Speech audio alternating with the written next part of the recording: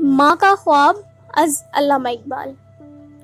میں سوئی جو ایک شب تو دیکھا یہ خواب، بڑھا اور جس سے میرا اضطراب، یہ دیکھا کہ میں جا رہی ہوں کہیں، اندھیرا ہے اور راہ ملتی نہیں، لرزتا تھا ڈر سے میرا بال بال، قدم کا تھا دہشت سے اٹھنا محال، جو کچھ حوصلہ پا کے آگے بڑھی تو دیکھا قطار ایک لڑکوں کی تھی، زمرد سی پوشاک پہنے ہوئے، دیے سب کے ہاتھوں میں جلتے ہوئے، وہ چپ چاپ تھے آگے پیچھے رواں، خدا جانے جانا تھا ان کو کہاں۔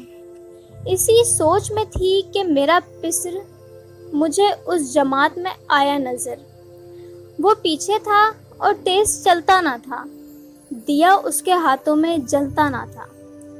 کہا میں نے پہچان کر میری جان، مجھے چھوڑ کر آ گئے تم کہاں؟ جدائی میں رہتی ہوں میں بے قرار، پروتی ہوں ہر روز اشکوں کے ہار، نا پرواہ ہماری ذرا تم نے کی، گئے چھوڑ اچھی وفا تم نے کی۔